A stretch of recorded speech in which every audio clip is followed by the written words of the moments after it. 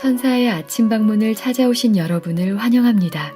오늘도 아침 예배 말씀으로 믿음과 위로의 시간을 갖게 되길 바랍니다. 성도 여러분 안녕하십니까? 오늘도 아침 예배에 찾아오신 성도님들을 진심으로 환영합니다. 바쁜 일상 속에서 문득 누군가에게 따뜻한 힘이 되어주고 싶다는 생각을 해보신 적이 있나요? 오늘 말씀을 통해서 내 도움이 필요한 진짜 이웃은 누구인지, 그리고 그들에게 어떻게 진심을 전할 수 있는지 발견하는 귀한 시간 되시길 간절히 바랍니다. 이제 기도하겠습니다. 하늘에 계신 아버지, 아침 예배를 통해서 오늘 하루를 말씀으로 채우고 시작하게 해주셔서 감사합니다. 오늘 말씀을 통해 누가 우리의 참된 이웃인지, 그리고 우리가 어떻게 그들을 사랑하며 살아가야 하는지 깨닫게 하여 주시옵소서. 말씀을 전하시는 목사님과 사모님을 사탄의 공격으로부터 보호해 주시옵시고, 말씀을 듣는 모든 성도들이 먼저 그의 나라와 의를 구하며 살아갈 수 있도록 인도해 주시옵소서. 예수님의 이름으로 기도드립니다. 아멘. 안녕하십니까 성도 여러분. 오늘도 하나님께서 우리에게 귀한 하루를 허락해 주셨습니다. 오늘 제목이 내 이웃이 누구오니까 라는 말씀입니다. 내 이웃이 누구이며 내 이웃을 어떻게 사랑할 수 있는지에 대한 말씀이죠. 이 말씀이 우리 속에서 이루어지려면 내 앞에 계신 반석에서 샘물이 흘러나와야 하는 것입니다. 오늘 우리가 그 말씀을 좀 살펴보도록 하겠습니다. 로마서 12장 10절 오늘 본문 성경절입니다. 형제를 사랑하며 서로 우애하고 존경하기를 서로 먼저 하며. 자, 사랑하고 존경하는데 먼저 해야 한다는 것입니다. 상대방이 나를 어떻게 대하는 것을 보고 나서 내가 사랑하기로 결정하는 것이 아닙니다. 성경이 말하는 사랑은 먼저 하는 것입니다. 왜 먼저 사랑해야 할까요? 사랑을 먼저 나누면 성령께서 사랑을 통해서 상대방에게 역사하기 때문입니다. 하나의 사랑이 그래서 성령을 통해서 형제들에게 계속해서 이어져 나가는 것입니다. 그래서 신앙 공동체 전체가 사랑으로 덮이게 되는 것입니다. 이것이 하나님의 계획입니다. 먼저 사랑하라는 것입니다. 성도 여러분, 이것이 하나님께서 기대하시는 그 교회의 사랑입니다. 오늘 우리가 이 문제를 좀 살펴보도록 하겠습니다. 본문 읽겠습니다. 그리스도인의 생애는 그리스도인다운 생각과 말과 기질에서 드러날 것이다. 그리스도 안에는 하나님의 완전한 품성이 있다. 우리는 그리스도 안에서 그리스도의 일을 할 것이다. 자, 그리스도 안에 하나님의 완전한 품성이 있다고 했습니다. 그런데 이 품성을 가지려면은 그리스도 안으로 들어가야 한다는 것입니다. 성도 여러분, 우리가 알아야 할 것이 있는데 그리스도 안에 있을 때만 그리스도의 일을 할 수 있다는 것입니다. 그리스도 안에 있을 때만 선교와 사랑과 봉사가 의미가 생기고 하나님께 영광이 돌려지게 된다는 것입니다. 그리스도 밖으로 나가면은 거기서도 봉사할 수 있습니다. 그런데 그리스도 밖에 나가서 봉사하면 어떻게 됩니까? 내가 영광 받게 되고 마음이 허전하게 됩니다. 성도 여러분, 그러므로 우리는 그리스도 안에 있는 것이 어떤 경험인지 알아야 하는 것입니다. 로마서 8장 1절 2절 보겠습니다. 로마서 8장 1절 2절. 그러므로 이제 그리스도 예수 안에 있는 자에게는, 자, 여기 예수 그리스도 안에 있는 자들이 나오죠. 그리스도 예수 안에 있는 자에게는 결코 정죄함이 없나니. 자, 바울은 그리스도 예수 안에 있으면 정죄함을 받지 않는다고 말했습니다. 왜 정죄함 받지 않을까요? 2절 읽겠습니다. 이는 왜냐하면 이란 말이죠. 왜냐하면 그리스도 예수 안에 있는 생명의 성령의 법이 죄와 사망의 법에서 너를 해방하였습니다. 해방되기 때문에 정죄받지 않는다는 것입니다. 그리스도 안에 있으면은 생명의 성령의 법이 죄와 사망의 법을 이기고 구원한다는 것입니다. 나를 해방시킨다는 것입니다. 성도 여러분, 우리가 죄와 사망의 법에서 어떻게 해방될 수 있을까요?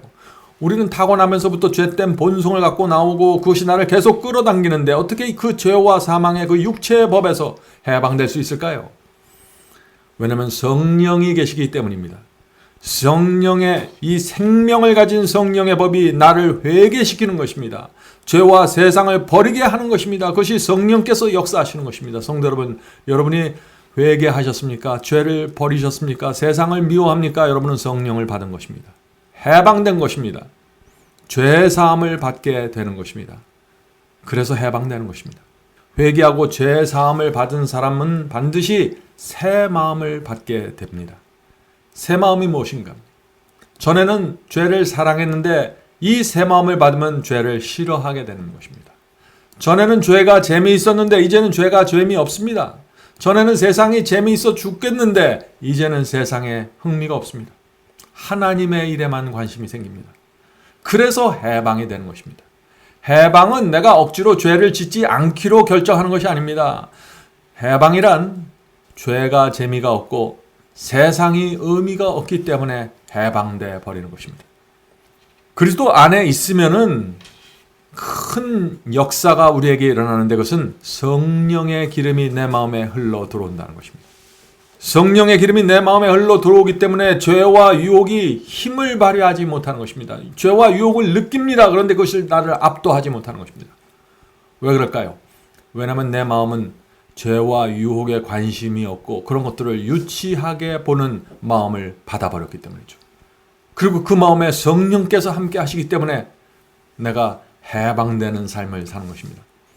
이런 성도들에게 성령을 통해서 사랑이 풍요로워지게 되는 것입니다. 그래서 전에는 봉사와 나눔에 관심이 없었는데 이제는 그것을 하고 싶어지게 되는 것입니다. 성도 여러분, 그리스도께서 거하시는 마음에는 사랑이 풍요로워지게 되는 것입니다. 사랑의 결핍이 생길 수가 없는 것입니다. 그러나 우리가 살 때 사랑이 결핍하다는 것을 느낄 때가 있죠. 사랑이 부족하다는 것을 내가 느낄 때가 있는 것입니다. 그럴 땐 빨리 주님께 달려가 기도해야 하는 것입니다. 사랑을 달라고 기도하고 사랑을 받기를 원한다고 소원을 간구하고 기도해야 하는 것입니다. 사랑은 주의 말씀을 마음에 받을 때 생깁니다. 기도할 때 사랑을 받습니다. 또 주의 말씀을 마음에 내가 깊이 받을 때 사랑을 받게 되는 것입니다. 성도 여러분, 말씀을 마음에 퍼부어야 합니다. 그래야만 이 말씀에서 사랑을 받게 되는 것입니다. 우리의 타고난 본성으로는 사랑할 수 없는 것입니다. 그래서 외부로부터 사랑이 들어와야 되는 것입니다. 어떻게 들어올까요? 말씀을 통해서 사랑이 우리 마음에 퍼부어지고 성령을 통해서 사랑이 우리 마음에 들어오게 되는 것입니다. 사랑은 우리 속에 없습니다. 사랑은 받아야 하는 것입니다. 계속해서 읽겠습니다. 우리는 그리스도 안에 하나님과 우리의 동료 인간에 대한 구속력이 있는 원대한 의무를 인식하게 될 것이다. 이것이 거듭난 사람의 아주 특별한 특징이죠. 우리가 그리스도 안에 있으면은 하나님께 대한 의무와 인간에 대한 의무를 인식하게 됩니다. 그리스도 밖에서 살 때는 내 마음대로 내가 원하는 삶을 살았는데 그리스도 안으로 들어와 보니까 그리스도의 사랑과 은혜를 알게 되고 내가 이렇게 살면 안 되겠다 하는 그 책임감이 생기게 되는 것입니다. 그래서 하나님께 대한 의무와 인간에 대한 의무를 인식하게 된다는 것입니다. 어떤 의무를 느끼게 될까요? 하나님께 대한 의무를 느끼죠. 하나님께 대한 의무가 무엇입니까? 그것은 10계명에서 첫째부터 넷째 계명 첫 번째 돌비에 하나님께 대한 의무가 기록되어 있습니다. 또 인간에 대한 의무는 두 번째 돌비 다섯째 계명부터 열째 계명에 기록되어 있는 것입니다. 그런 계명들에 대한 의무감을 내가 갖게 되는 것입니다. 관심을 갖게 되는 것입니다. 그리스도 안에 들어갔기 때문에 그것을 느끼게 되는 것이죠. 성도 여러분, 우리가 구원받기 위해서 지옥 가지 않으려고 계명 지키는 것이 아니죠. 그리스도 안으로 들어가 버렸기 때문에 계명을 지키고 싶은 소원과 의무를 느끼게 된다는 것입니다. 그리스도 안에 들어가면은 죄를 버리게 되고 성령으로 사랑을 받게 되고 사랑으로 계명을 지키게 되는 것입니다. 계명은 아무나 지키나요? 그리스도 안에 들어간 자들입니다. 사랑으로 지키고 성령으로 지키는 것입니다. 이것이 거듭난 그리스도인의 생애입니다. 본문을 읽겠습니다. 우리를 동료 인간들과 하나님과 연합시키는 많은 줄이 있다. 이 관계는 책임감이 따르는 엄숙한 관계이다. 우리가 이 세상에 있는 한 우리는 서로 연결되어 있다. 인간은 인간과 함께 어울리고 서로 뒤섞인다. 그리스도인인 우리는 서로 속한 일원이다. 주께서는 우리를 당신의 자녀가 되도록 계획하시며 우리를 당신의 친구로 삼으셔서 서로 도와주게 하신다. 참 얼마나 아름다운 말씀입니까? 성도 여러분, 하나님께서는 우리를 두 단계로 인도하십니다. 첫째는요, 우리를 자녀로 삼아 주십니다. 우리가 주님을 영접하고 십자가 은혜에 굴복할 때 우리는 하나님의 자녀가 되는 것입니다. 거기서 머무르는 것이 아니죠. 두 번째 단계로 나가는데 그것은 자녀가 된 사람은 하나님께서 당신의 친구로 삼는 것입니다. 하나님의 친구가 돼서 이 땅에 있는 사람들을 도와주는 통로가 되는 것입니다. 그러므로 하나님의 자녀가 되었으면 친구가 되는 신앙으로 넘어가야 되는 것입니다. 성도 여러분, 하나님과 우리는 가족입니다. 여러분들 그 사실 아십니까? 하나님과 우리는 한 가족입니다. 하나님은 하늘에 계신 아버지이고 우리는 이 땅에 사는 자녀들입니다. 그러므로 우리는 서로 함께 좁은 길을 가는 형제들입니다. 같은 길 가는 형제를 우리는 하나님의 가족으로 받아들이고 사랑해야 되는 것입니다. 우리는 한 가족입니다. 하나님께서 우리를 먼저 사랑하셨습니다. 십자가에 달려 돌아가셨습니다. 그만큼 우리를 사랑하셨습니다. 그런데 하나님께서 나만 사랑한 것이 아닙니다.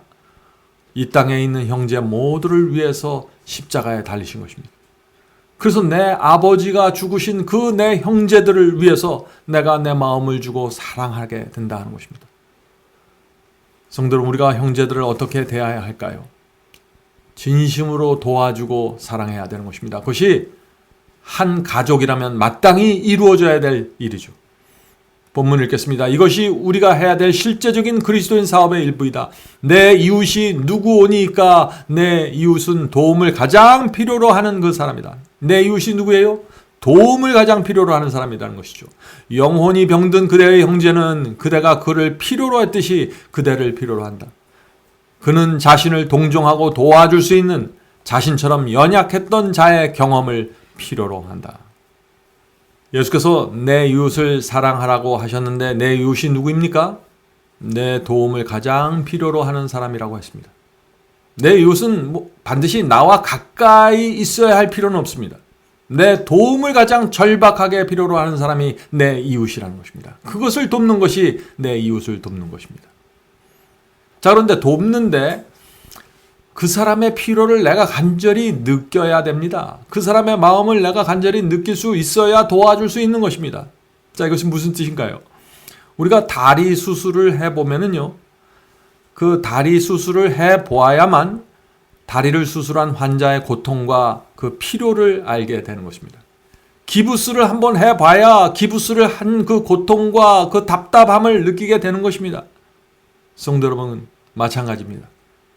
내가 절박한 도움이 필요로 한 입장에 처해 보아야만 도와줄 수 있는 사람이 되는 것입니다. 구덩이에 빠진 사람을 어떻게 도와주고 어떻게 위로해 줄지, 무슨 말을 해 줄지 아는 사람이 되는 것입니다. 성도 여러분, 바로 이것이 하나님께서 우리에게 고난과 고통을 허락하시는 이유입니다. 우리가 이웃을 도와줄 수 있는 사람이 되게 하기 위해서, 가족을 도와줄 수 있는 사람이 되게 하기 위해서 고난을 허락하시는 것입니다. 고난을 통해서 우리는 드디어 이웃을 도울 수 있는 마음과 지혜를 받게 되는 것입니다. 본문 읽겠습니다. 자신의 연약함을 아는 바로 그 지식이 그러한 자를 도와 연약함에 처한 다른 사람들을 도와주게 한다. 가장 작은 만짐에도 재빨리 진동해야 하는 동정심의 줄이 강철처럼 냉담하게 얼어붙어 도움이 필요한 것에 도움을 베풀지 못하는 일이 없게 하라. 자, 성도 여러분, 어떤 사람이 배가 고파서 지금 서 있는데 그 사람을 우리가 어떻게 도와줘야 될까요? 배가 고파서 허기진 사람에게 저기 식당이 있으니까 저기 가서 밥을 먹으라고 알려주면 그것이 사랑일까요? 사랑은 이 배가 고픈 고생을 해본 사람이 베풀 수 있는 것입니다. 작은 요청에도 민감하게 진동하는 동정심의 줄을 가지려면 우리가 고난과 고통이 필요한 것입니다. 사람이 작은 도움을 요청하는데 그것을 느끼지도 못하는 사람들이 너무나 많이 있는 것입니다. 너무나 바빠서 느끼지 못하고 너무나 마음이 냉담해서 느끼지 못할 수 있는 것입니다. 성도 여러분, 우리 마음에는 작은 요청도 크게 느낄 수 있는 동정심의 줄이 있어야 하는 것입니다. 그런 마음은 하나님께서 허락하시는 고생과 고난을 통해서 우리가 이해하고 받게 되는 것입니다.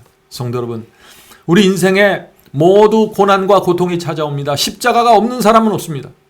그러나 그 고난과 고생이 우리를 돕는 자로 만들어 간다는 사실을 우리가 이해할 때 고난은 하나님의 은혜로 받게 되는 것입니다. 고생과 고난 속에 있을 때 어떻게 해야 될까요? 나보다 더 어려운 자를 찾아가 위로하시기 바랍니다.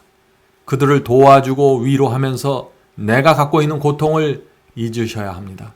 그렇게 할 때 하나님께서 나를 고통 속에서, 내 고통 속에서 건져주시는 것입니다.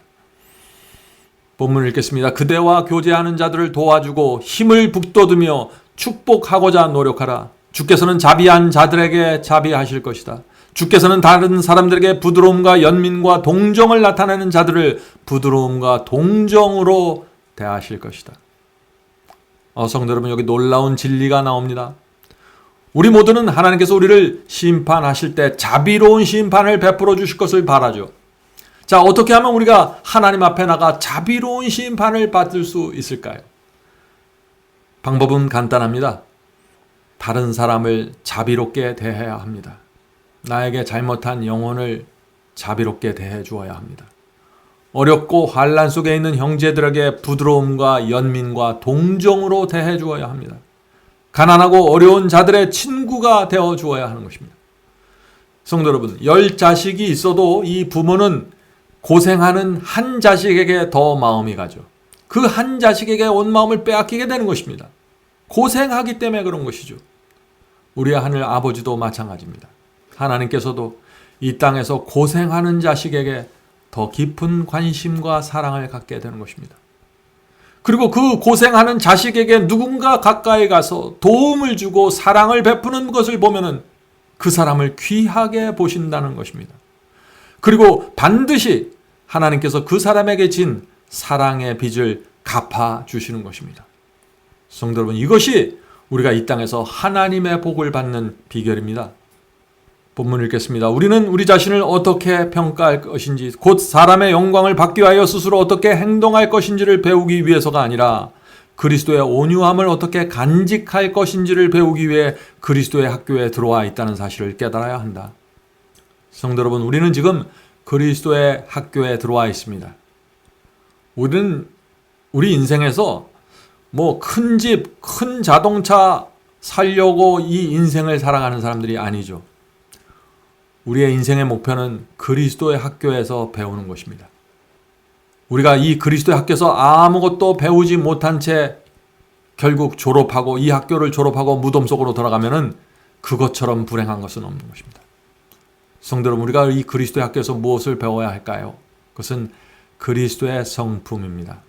시험과 유혹이 올 때 그것을 물리치는 그리스도의 성품을 배워야 하는 것입니다. 가난한 자가, 힘든 자가 내게 올 때 그것을 어떻게 돕는지 그 성품을 배워야 하는 것입니다. 우리는 인생의 학교에서 그리스도의 성품을 배울 수 있는 수많은 기회들을 갖게 될 것입니다. 하나님께서 그 기회를 반드시 주실 것입니다. 성령께서 그때 기름을 부어주셔서 동정적이고 은혜로운 마음을 갖게 해달라고 기도해야 되는 것입니다. 가난한 자에게 가기 전에 기도하십시오. 어려운 자를 돕기 전에 기도하십시오. 사랑을 달라고, 자비를 달라고, 동정의 마음을 달라고 기도하십시오. 지혜를 달라고 기도하셔야 됩니다. 마지막 본문을 읽겠습니다. 자아와 이기심은 주인이 되려고 항상 우리와 싸울 것이다. 그 싸움은 자아가 승리 못하도록 우리가 자신과 더불어 싸워야 할 싸움이다. 그리스도를 통하여 그대는 이길 수 있으며 넉넉히 이길 수 있다. 성도 여러분, 이것이 우리의 희망입니다. 넉넉히 이길 수 있다는 것이죠. 자, 우리가 동정을 베풀고 다른 사람을 사랑하려고 할 때 방해가 되는 방해꾼이 있습니다. 그것이 무엇일까요? 그것은 자아라는 방해꾼입니다. 자아를 이기는 것이 최고의 사랑입니다. 자, 우리가 어떻게 자아를 이길 수 있을까요? 물론 자아가 올라올 때 십자가에 못 박으면 승리할 수 있죠. 자, 그렇다면 어떤 사람이 이 자아를 십자가에 계속해서 못 박을 수 있을까요? 날마다 주님께 나가 사랑을 받아야 합니다. 성령의 기름을 받아야 합니다. 그래야만 자아가 힘을 쓰지 못하게 되고 사랑과 성령의 기름이 나를 이끌어가게 되는 것입니다. 성도 여러분, 이 바리새인처럼 살면서 자아를 죽이려고 하면 실패합니다. 구두쇠로 살면서 자아를 죽이려고 애쓰면 실패합니다. 나만 생각하고 나만 챙기면서 살면서 자아를 죽이려고 도전하면 실패합니다. 그런 데는 승리가 있을 수 없는 것입니다. 계속해서 올라오는 자아를 죽이려고 하다가 지쳐버리게 되는 것입니다. 성도 여러분, 자아는 그렇게 이기는 것이 아닙니다. 자아는 사랑과 성령으로 이기는 것입니다. 인생을 주님께 드려야 합니다. 인생을 주님께 드리고 빈 마음으로 주 앞에 나가 사랑과 성령을 받아야 하는 것입니다. 그렇게 할 때 이 자아를 자유롭게 십자가에 못 박고 승리하게 될 것입니다. 성도 여러분, 자아를 십자가에 못 박고 사랑과 자비와 동정을 마음에 받으면 바로 그 사람이 하나님의 친구가 되는 것입니다.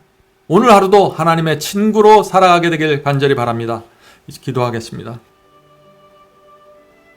하늘에 계신 아버지, 저희 속에 사랑이 없고 저희 속에 동정이 없습니다. 그러나 그것을 간절히 소원합니다. 그리스도의 성품을 받기 원합니다. 도와주시옵소서. 하늘에 계신 아버지, 하늘로부터 내려오는 사랑, 하늘로부터 내려오는 성령의 기름을 저희가 받기 원합니다. 이 세상을 버리고 하나님만을 살기 원하오니 사랑과 성령의 기름을 부어 주시옵소서. 그것을 받아가지고 오늘 하루도 살 수 있도록 도와주시옵소서. 하늘에 계신 아버지, 오늘 이 자리에 모여서 기도하는 성도들 주께서 한 명 한 명 기억해 주셔서 오늘 하루 주님께 영광 돌리고 내 이웃을 진심으로 사랑하고 돌보는 그런 심령으로 살 수 있도록 도와주시옵소서. 하늘에 계신 아버지, 저희의 소원은 하나님을 기쁘게 하는 것입니다. 주여 저희를 불쌍히 여겨 주시고 오늘 하루도 성령의 기름을 발라 주시옵소서. 예수님의 이름으로 간절히 기도드립니다. 아멘. 성도 여러분, 마지막 사명에서는 아침 예배 채널을 유튜브에서 별도로 운영하고 있습니다. 아침 예배 채널에서는 매일 새벽 4시에 예배 영상이 올려지고 있으며 특별히 아침 9시에 예배가 진행됩니다. 아침 9시 예배가 아침 예배 채널의 독특한 특징입니다. 원하시는 분들은 유튜브에서 아침 예배 채널을 별도로 구독 신청하여 주시면 저희와 함께 아침마다 예배 드릴 수 있습니다. 매일 아침마다 하나님의 말씀으로 저희 모두가 주 앞에 나와 예배 드리는 신앙으로 함께 나가게 되길 간절히 바랍니다. 감사합니다.